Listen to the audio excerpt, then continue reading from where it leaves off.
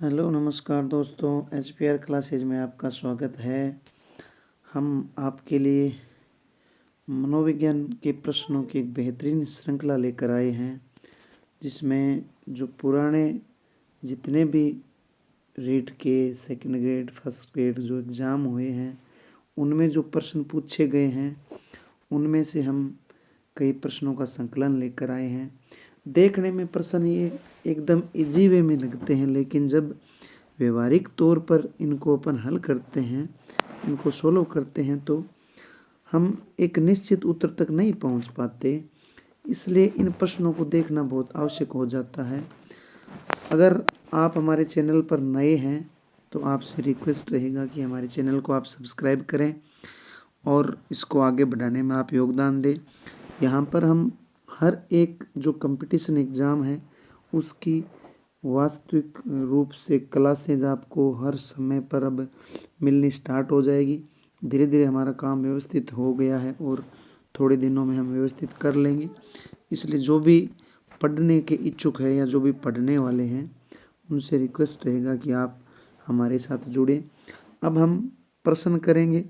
सबसे पहला प्रश्न आपके सामने है कि निम्न में से कौन सा कथन शिक्षा मनोविज्ञान के अर्थ को सबसे अधिक सही ढंग से प्रकट करता है।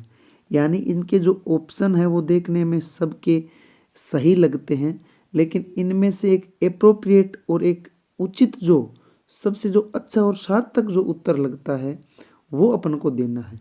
प्रश्न एक बार फिर अपन रिवाइज करते हैं कि निम्न में से कौन सा कथन शिक्षा मनोविज्ञान के अर्थ को सबसे अधिक सही ढंग से प्रकट करता है। अब पहला ऑप्शन है, यह व्यक्ति के मन के अध्ययन का विज्ञान है। बिल्कुल मनोविज्ञान है वो व्यक्ति के मन के अध्ययन का विज्ञान है। ये व्यक्ति के मन का अध्ययन करता है। मनोविज्ञान का मतलब ही है मन का विज्ञान। और जितने भी हमारे मन से या हमारे मन में जो बातें आती हैं, मनोविज्ञान में कहीं ना कहीं उसका उल्लेख है। बी ऑप्शन है, ये व्यक्ति के अनुभवों का विज्ञान है। मनोविज्ञान से व्यक्ति कई प्रकार के अनुभव भी प्राप्त कर सकता है। अपने जीवन में अपने कैरियर से संबंधित जितने भी अनुभव है बिल्कुल वह प्राप्त कर सकता है। इसका संबंध केवल व्यक्ति की सामाजिक प्रक्रियाओं से है। ये चीज़ नोट करने की है, मनोविज्ञान का संबंध केवल कभी नहीं होता। अगर कोई बात आती है कि मनोविज्ञान या जो शिक्षा मनोविज्ञान है वो आपके व्यवहार में कैसे परिवर्तन करता है, तो शिक्षा मनोविज्ञान का सबसे पहला जो शाब्दिक अर्थ है, ये व्यवहार में परिवर्तन तो करता ही है, लेकिन मनोवैज्ञानिक आधार पर परिवर्तन करता है। आपका मनोवैज्ञानिक दृष्टिकोण के आधार पर आपके व्यवहार में परिवर्तन होगा। शिक्षा मनोविज्ञान पढ़ना क्यों जरूरी है कि मनुष्य के जीवन में जो व्यवहार है उसको मनोविज्ञान व्यवहार में परिवर्तन कर देता है, और वो भी किस आधार पर, मनोवैज्ञानिक आधार पर। अगला ऑप्शन है, यह शिक्षा को मनोवैज्ञानिक आधार प्रदान करता है। बिल्कुल। अब इन चारों में से अगर अपन एप्रोप्रिएट अगर कोई ऑप्शन पाएंगे तो इसका ऑप्शन होगा डी, क्योंकि मनोविज्ञान शिक्षा को मनोवैज्ञानिक आधार प्रदान करता है, केवल सामाजिक प्रक्रियाओं से नहीं है। शिक्षा मनोविज्ञान के अंतर्गत सभी चीज़ें आ जाती है, केवल नहीं आती। बिल्कुल अनुभवों का विज्ञान भी है, यह हमारे मन का भी विज्ञान है, लेकिन यहाँ पर बात आती है केवल मन का विज्ञान नहीं है, यह हमारी आत्मा का भी विज्ञान है, चेतना का भी विज्ञान है। अब अपन इस प्रश्न में कई प्रश्न अगर और बात करें तो सबसे पहले अगर कोई बात आती है 16वीं शताब्दी की या 16वीं सदी की बात है, सबसे पहले मनोविज्ञान को आत्मा का विज्ञान कहा जाता था। उसके बाद 17वीं शताब्दी के अंतर्गत मनोविज्ञान को चेतना मन 17वीं शताब्दी के अंतर्गत मनोविज्ञान को मन या मस्तिष्क का विज्ञान कहा जाने लगा। आगे जब 18वीं या 19वीं शताब्दी के दौर आया, तब मनोविज्ञान को चेतना का विज्ञान माना गया और वर्तमान के अंदर मनोविज्ञान को व्यवहार का अध्ययन कहते हैं। और व्यवहार वो नहीं, व्यवहार भी मनोवैज्ञानिक आधार पर व्यवहार में परिवर्तन करने को मनोविज्ञान कहते हैं। और वर्तमान में मनोविज्ञान व्यवहार का विज्ञान ही है। तो ये पहला क्वेश्चन हमने किया, तो इसमें मन का अध्ययन भी है, लेकिन केवल मन का अध्ययन नहीं है। मनोविज्ञान के अंतर्गत वो सारी चीज़ें आ जाती है जो एक शिक्षा को बेहतर दृष्टिकोण प्रदान करती है और शिक्षा को सही दिशा प्रदान करती है। तो इसका एप्रोप्रिएट और जो सर्वाधिक जो उपयुक्त इसका आंसर होगा, ये शिक्षा को मनोवैज्ञानिक आधार प्रदान करता है। देखने में प्रश्न ये एकदम इजी लगता है, लेकिन परीक्षा में कहीं ना कहीं अपन कई बार गलती कर बैठते हैं। तो इन चीज़ को आप ध्यान रखिएगा। अगले क्वेश्चन पे आते हैं।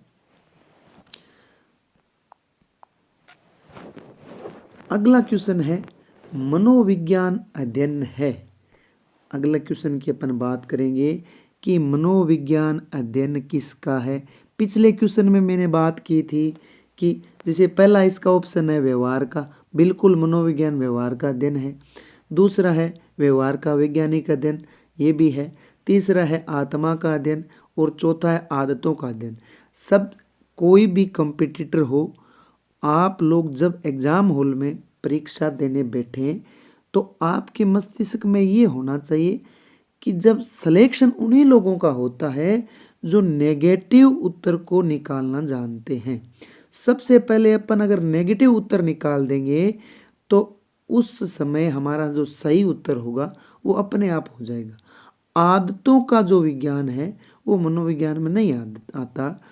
हम पिछले क्वेश्चन में बात भी किए थे कि मनोविज्ञान आत्मा का विज्ञान है, बिल्कुल है, लेकिन ये 16वीं शताब्दी तक ही इसकी मान्यता थी। 16वीं सदी के बाद इसको आत्मा के अध्ययन के रूप में नहीं माना था। 16वीं सदी के बाद इसको मन के अध्ययन के रूप में या मन के विज्ञान के रूप में माना जाने लगा। और वर्तमान में जो अध्ययन है वो व्यवहार का अध्ययन है। ये बिल्कुल बात सही है, लेकिन व्यवहार का अध्ययन तो है, लेकिन व्यवहार का वैज्ञानिक अध्ययन है, केवल व्यवहार का अध्ययन नहीं है, व्यवहार का वैज्ञानिक अध्ययन है। और इसका सही आंसर होगा नंबर 2। अब अपन अगले क्वेश्चन पर चलते हैं। एकदम इजी क्वेश्चन है, लेकिन परीक्षा की दृष्टि से और ये पीछे के एग्जाम में आए हुए क्वेश्चन है। अगला क्वेश्चन अपन सोल्व करेंगे। प्रश्न क्या है, विद्यार्थियों में तर्क शक्ति के विकास के लिए आप क्या करेंगे। यानी कि आप मान लीजिए आप शिक्षक हैं, आप बच्चों को पढ़ा रहे हैं। अब अगर विद्यार्थियों में तर्क शक्ति यानी उनकी जो मेंटल जो एबिलिटी है, उनकी सोचने की जो क्षमता है, सोचने की जो कैपेसिटी है, उसको आप किस प्रकार बेहतर कर सकते हैं। आप एक टीचर होने के नाते इनके ऑप्शन हैं। किसी बालक के विषय पर विचार करना। हम इन सभी जो ऑप्शन है इन सभी पर वापस बारी बारी से वापस आएंगे और जो सार्थक जो उत्तर लगेगा उस पर अपन चर्चा करेंगे। पहला ऑप्शन है किसी बालक के विषय पर विचार करना। दूसरा है समूह चर्चा का आयोजन करवाना। तीसरा है 2-4 छात्रों से प्रतिवेदन तैयार करवाना, एक छात्र से निष्कर्ष प्रस्तुत करवाना। मैं पहले क्वेश्चन में बात किया था कि जो कंपटीटर नेगेटिव उत्तर पहले जितना निकाल देता है, पॉजिटिव उत्तर उनका अपने आप बच जाता है। सबसे पहले अपन इसमें से बात करेंगे नेगेटिव उत्तर निकालने की। तो बात हमारी ये आई थी कि विद्यार्थियों में तर्क शक्ति के विकास के लिए आप क्या करेंगे। यानी अपन एक कक्षा के अंदर बैठे हैं और कक्षा के अंदर विद्यार्थी बैठे हैं। कक्षा कितनी भी हो सकती है, जैसे हमारे एजुकेशन जो पॉलिसी है उसके हिसाब से एक क्लास में 30-35 स्टूडेंट अपन बैठाने से, जो भी है वो आगे अपन जो नई शिक्षा नीति है उनकी बातें करेंगे। सभी प्रकार की बातें इस प्लेटफॉर्म पर होगी और बेहतर से बेहतर होगी। हम प्रत्येक विद्यार्थी के लिए बेहतरीन कंटेंट उपलब्ध कराने का पूरा प्रयास कर रहे हैं, बशर्ते आप हमारे साथ जुड़ें। मान लीजिए कक्षा के अंदर विद्यार्थी बैठे हैं। अब डी जो ऑप्शन है इसमें से इसने कहा है एक छात्र से निष्कर्ष प्रस्तुत कराना, यानी ये एप्रोप्रिएट इसलिए नहीं हो सकता कि कक्षा के अंदर विद्यार्थी बैठे हैं बहुत सारे और अपन एक छात्र से बोलेंगे कि तू निष्कर्ष प्रस्तुत करके ले आ। ये तर्क शक्ति का, इसमें तर्क शक्ति का विकास नहीं हो सकता। हम मान लिए 2-4 छात्रों से प्रतिवेदन तैयार कर लिया तो भी छात्रों में, विद्यार्थियों में पूर्ण तर्क शक्ति का विकास नहीं हो सकता। किसी बालक के विषय पर विचार करना, यानी कोई बालक एक विषय पढ़ रहा है, अपन उस पर विचार कर लेते हैं। मान लेते हैं वो सामाजिक विज्ञान पढ़ रहा है या गणित विज्ञान पढ़ रहा है। इसका मतलब ये नहीं है कि उसकी जो मेंटल जो एबिलिटी है, जो सोचने की उसकी क्षमता है, वो विकसित हो जाएगी, कतई नहीं होगी। इसका सही आंसर होगा समूह चर्चा का आयोजन करवाना, यानी जो ग्रुप डिस्कशन होगा, यानी 20-30 विद्यार्थी एक कक्षा के अंदर है, आपस में जब वो डिस्कशन करेंगे, आपस में वो तर्क वितर्क करेंगे, एक से एक नए सवाल वहाँ पर बनेंगे, एक से एक नए सवाल बच्चों के सामने पेश होंगे, वो उनका उत्तर देने का प्रयास करेगा। जब ग्रुप डिस्कशन होगा तब विद्यार्थियों की जो तर्क शक्ति है उसका विकास होगा। तो इसलिए इसका सही आंसर होगा समूह चर्चा का आयोजन करवाना। नेक्स्ट क्वेश्चन पर चलते हैं अपन। नेक्स्ट क्वेश्चन अपना है, आज के युग में प्रभावशाली शिक्षण निर्भर करता है, यानी कि वर्तमान के अंदर सबसे जो इफेक्टिव जो टीचिंग है या जो सबसे जो प्रभावशाली जो शिक्षण है वो किस पे डिपेंड करता है, किस पर निर्भर करता है। इसका ऑप्शन है अध्यापक के व्यक्तित्व पर बात करेंगे, इस पर शिक्षण युक्तियों के निर्धारण पर इस पे बात करेंगे, छात्र की रुचियों पर इस पर बात करेंगे, या कोई नहीं। अब अपन बात करते हैं सबसे पहले ए ऑप्शन पर कि अध्यापक के व्यक्तित्व पर। हाँ, व्यक्तित्व पर प्रभाव शिक्षण का पड़ सकता है, लेकिन वर्तमान युग में इसका इतना ज़्यादा असर नहीं होगा। यानी एक अध्यापक मान लीजिए, उसका व्यक्तित्व चाहे उसका मान लो कैसा ही हो, लेकिन ये कोई ज़रूरी नहीं है कि वो अच्छा शिक्षण नहीं कर पाएगा। मान लीजिए खेल में एक खिलाड़ी होता है, लिखने में थोड़ा सा, आज हमारे पास वो पेन नहीं है तो थोड़ा आपको कंफर्टेबल महसूस नहीं होगा, लेकिन फिर भी आप थोड़ा कोऑपरेट करने का प्रयास करेंगे। और एक कोच होता है, मेरी बात को आप समझने का प्रयास करेंगे कि व्यक्तित्व की जब बात आती है, मैं मान लीजिए कि अपने पास एक खेल है, खेल के 2 प्रमुख अंग हैं, एक खिलाड़ी है और एक खिलाड़ी को खिलाने वाला या उसको गाइड करने वाला कोच है। बात यह आती है कि एक आपका जो कोच है, कोई ज़रूरी नहीं है कि ये एक अच्छा खिलाड़ी हो, ये कतई ज़रूरी नहीं है। ये डिपेंड किस पर करता है, इसके कोचिंग स्किल पर, इसके जो प्रशिक्षण पर, इसका प्रशिक्षण का एटीट्यूड कैसा है, ये डिपेंड इस पर करता है। ज़रूरी नहीं है कि एक अच्छा खिलाड़ी रहा हो। इसलिए यहाँ पर बात आई ना कि प्रभावशाली शिक्षण किस पर निर्भर करता है वर्तमान में, तो अध्यापक के व्यक्तित्व पर प्रभाव निर्भर करता है, ये कोई ज़रूरी नहीं है। दूसरा, अपन पहले तीसरा लेते हैं, छात्रों की रुचियों पर। छात्र की रुचि हो भी सकती है, नहीं भी हो सकती है, इसलिए इसमें ये नहीं कह सकते कि ये प्रभावशाली शिक्षण नहीं है। ये है शिक्षण युक्तियों के निर्धारण पर, बिल्कुल इस पर बात कर सकते हैं। जो टीचिंग जो युक्तियां हैं, जो टीचिंग एड है, प्रभावी जो उसका प्रेजेंटेशन का जो तरीका है, उस पे बिल्कुल अपना शिक्षण है वो प्रभावशाली ज़रूर होता है। मैं बात किए थे ना, एक कोच है वो अच्छा खिलाड़ी हो ये ज़रूरी नहीं है, लेकिन उसका प्रेजेंटेशन कैसा है, उसकी स्किल कैसी है, उसकी टीचिंग देने का स्किल कैसी है, या उसकी जो टीचिंग एड है, या उसकी जो शिक्षण जो उसकी विधि है, जो शिक्षण मेथड है, जो टीचिंग मेथड है, यानी टीचर का जो शिक्षण मेथड कैसा है, टीचिंग मेथड कैसा है, ये इस पर डिपेंड करता है। तो इसका आंसर हो जाएगा बी। एक एक प्रत्येक ऑप्शन पर अपन बात कर रहे हैं। आप समझने का प्रयास करें। देखने में ये क्वेश्चन बहुत इजी लग रहे हैं, लेकिन परीक्षा में कहीं ना कहीं इन प्रश्नों में कई बार गलतियां हो जाती है, और मैंने देखा भी है, महसूस भी किया है। काफ़ी जो प्रतियोगी होते हैं इन प्रश्नों को गलत कर बैठते हैं। और ये जो क्वेश्चन है वो सारे के सारे पीछे कोई ना कोई एग्जाम में आए हुए हैं, चाहे सेकंड ग्रेड हो चाहे रीट हो। ये ग्रेड 2 में पीछे 10 या जो आगे की जो भर्तियां हुई थी उनमें से प्रश्न ये आए हुए हैं। अब अपन नेक्स्ट क्वेश्चन की बात करते हैं। अगला क्वेश्चन है, एक शिक्षक कोई सबसे महत्वपूर्ण चुनौती है। एक शिक्षक के सामने महत्वपूर्ण चुनौती क्या हो सकती है, उसके सामने जो इम्पोर्टेंट जो चैलेंज हो सकते हैं पढ़ाने के बारे में या टीचिंग के बारे में, वो क्या हो सकते हैं। विद्यार्थियों से उनका सहकार्य, यहाँ सहकार्य नहीं है गृह कार्य है, सॉरी ये थोड़ा मिस टाइप हो गया, यहाँ पे गृह कार्य। विद्यार्थियों से उनका गृह कार्य करवाना, शिक्षण अधिगम प्रक्रिया को आनंदपूर्ण बनाना, कक्षा में अनुशासन बनाए रखना और प्रश्न पत्र तैयार करना। अब देखने में चारों ही जो इसके जो आंसर हैं, चारों जो इसके ABCD जो भी इसके ऑप्शन है, देखने में ऐसे लग रहा है कि यहाँ उसके सामने चुनौती हो सकती है। हाँ, चैलेंज फेस उसके सामने ये हो सकती है कि विद्यार्थियों को गृह कार्य करवाना, लेकिन इसमें इतनी ज़्यादा महत्वपूर्ण चुनौती नहीं होती।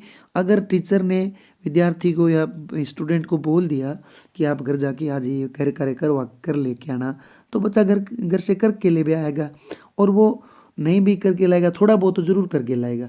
तो इतनी महत्वपूर्ण चुनौती इसको पढ़े नहीं कह सकते। कक्षा में अनुशासन बनाए रखना, ये भी कोई बड़ी बात नहीं है, जैसे भी प्यार से चाहे डांट कर कैसे भी रखे, अनुशासन रखना भी टीचर के वश की बात होती है, वो आराम से इसको रख सकता है। अब बात आती है प्रश्न पत्र तैयार करना, तो बिल्कुल टीचर प्रश्न पत्र आराम से तैयार कर सकता है। वो उसका जो अपना जो सब्जेक्ट है उसमें उसकी जो कमांड होती है उसके हिसाब से आराम से वस्तुनिष्ठ प्रश्न है, जो जितने भी प्रश्न है वो अपने आप से कर सकता है। लेकिन जो सबसे जो बड़ी जो महत्वपूर्ण इम्पोर्टेंट जो चैलेंज है वो शिक्षण अधिगम प्रक्रिया को आनंदप्रद बनाना। इसको अपन किस प्रकार से आनंदप्रद बना सकते हैं, ये शिक्षण के शिक्षण जो अधिगम प्रक्रिया जो शिक्षक होता है उसके सामने ये चुनौती ये होती है महत्वपूर्ण है कि जो शिक्षण जो अधिगम है, यानी जो सिखाने की जो प्रक्रिया है, सिखाने की जो मेथड है, उसको मैं किस प्रकार से आनंदपूर्वक बना सकता हूँ ताकि बच्चे एकदम मनोरंजन के साथ सीख सके। और सीखने का सबसे बेहतरीन तरीका, सबसे बेहतरीन मेथड भी वही होता है कि आनंद में, मनोरंजन में शिक्षा, उसको सिखाने के लिए ये उनके सामने ये चुनौती होती है। तो ये प्रश्न आपके सबके सामने है, अच्छे क्वेश्चन है। अब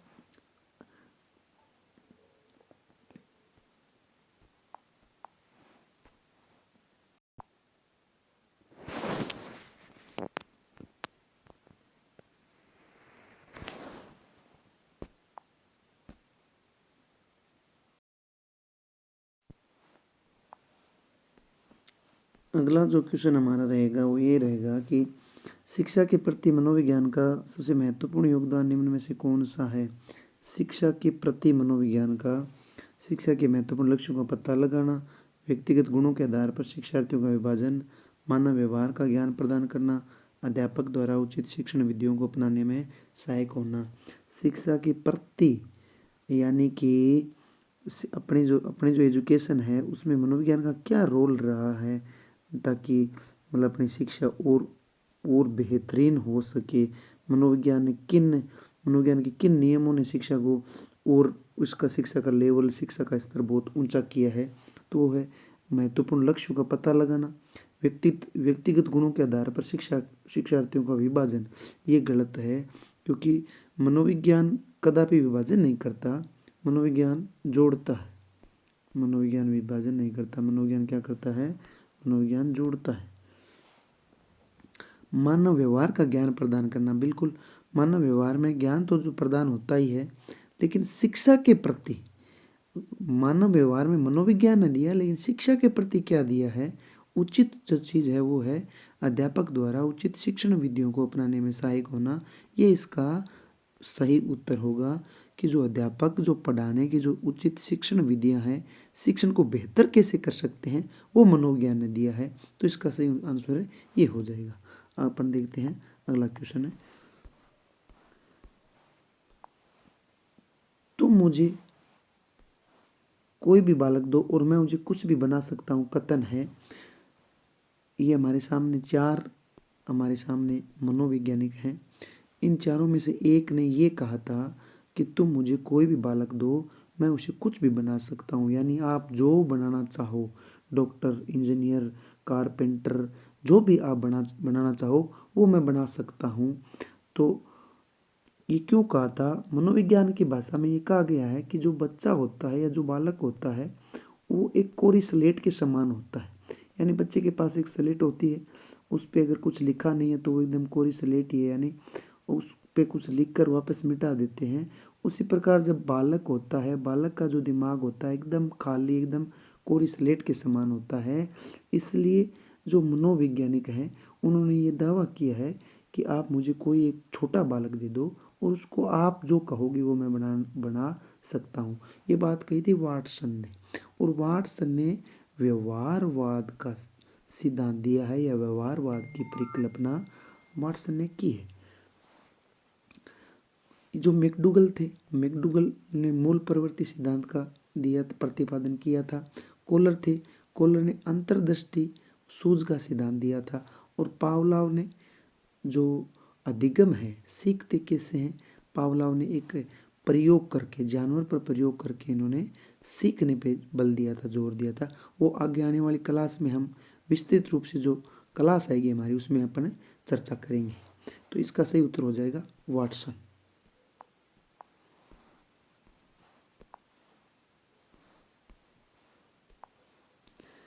अगला क्वेश्चन है, शिक्षा मनोविज्ञान व्यक्ति के जन्म से वृद्धावस्था तक सीखने के अनुभवों का वर्णन तथा व्याख्या करता है। ये कथन किसका है? करो एलिस्को स्टीफन। देखिए ये जो परिभाषा है अमूमन हर एक एग्जाम में आज तक ये परिभाषा बहुत बार पूछी जा सकती है। ये दो नाम याद रखना आप है, जन्म से लेकर वृद्धावस्था का अपन जो भी सीखते हैं, जो भी अनुभव करते हैं, उनका जो वर्णन और जो व्याख्या करती है वो करो और करो ने किया है। ये करो और करो नाम याद रखना, जन्म और वृद्धावस्था तक, ये इसका हिंट है। जन्म में वृद्धावस्था का अपन जो सीखते हैं वो करो और करो ने दिया है। ये प्रश्न काफी बार है, इजी प्रश्न है, लेकिन फिर भी इसका देख लेना आप। अगला क्वेश्चन है, सीखने का सर्वोत्तम तरीका क्या है? अपन किस हिसाब से सीख सकते हैं? करना, सुनना, पढ़ना, पढ़ाना या देखना?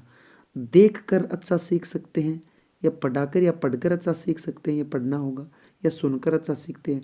मैंने मान लिया मैं आपको पढ़ा रहा हूँ और आप सुन रहे हैं, तो ये कोई आप अच्छा सीखे कोई ज़रूरी नहीं है। या आप पढ़ रहे हैं और पढ़ते पढ़ते आपका दिमाग डाइवर्ट हो गया, आप नहीं सीख पाएंगे।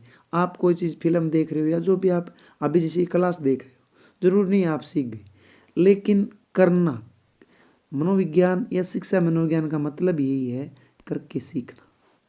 कोई भी चीज़ को जब तक अपन प्रयोग करके नहीं सीखेंगे, या जब तक कोई भी चीज़ का प्रयोग नहीं करेंगे, तब तक वो चीज़ एकदम अच्छी तरीके से नहीं सीख पाएंगे। वो फिर अपन आधा ज्ञान है वो अपने को हमेशा ही वो खराब करता है। जैसे कहावत भी है, अध जल गगरी छलकत जाए, यानी अधूरा ज्ञान व्यक्ति को हमेशा ही विनाशकारी है। तो करके सीखना सबसे बेस्ट मेथड है सीखने का। नेक्स्ट क्वेश्चन,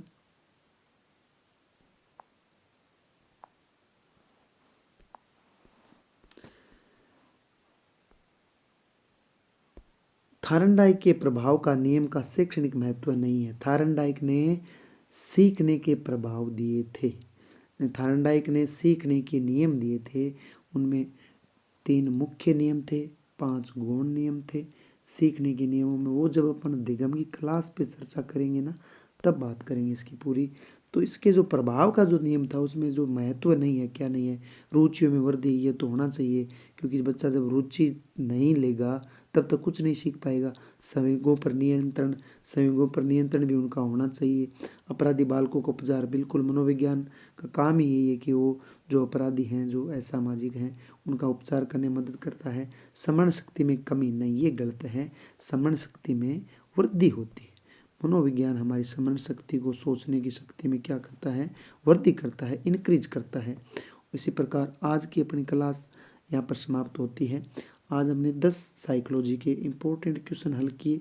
ये क्वेश्चन देखने में आपको इजी लगते होंगे, लेकिन इतने ज़्यादा इजी है नहीं। इन 10 क्वेश्चन को आप एक बार रिवाइज करोगे, एग्जाम में आए हुए हैं, और आपको पक्का इनमें से एक आगे आने वाले एग्जाम में 1-2 क्वेश्चन इनमें से ज़रूर मिलेगा।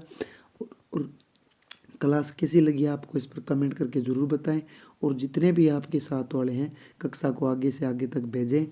और आज हमारा देश का जो राष्ट्रीय पर्व है गणतंत्र दिवस 26 जनवरी, हम पूरा देश आज उन महान शहीदों को नमन कर रहा है जिनकी बदौलत आज हम महफूज हैं। और 26 जनवरी को जो हमारा संविधान लागू हुआ था, हमारे महापुरुषों ने देश में जो एक कानून, जो नियम बनाया था, उन नियमों के तहत अपन आज हमारा जो जीवन निर्वाह कर रहे हैं। हम एक बार फिर उन सपूतों को याद करते हैं। मैं 4 लाइनों के साथ, 4 पंक्तियों के साथ मेरी वाणी को विराम दूंगा कि गीत वंदे मातरम के गा रहा हूँ मैं, माँ भारती की आरती उतार रहा हूँ मैं, सार मेरी साधना का शेष रहना चाहिए, मैं रहूँ ना या ना रहूँ, मेरा देश रहना चाहिए। जय हिंद, जय भारत।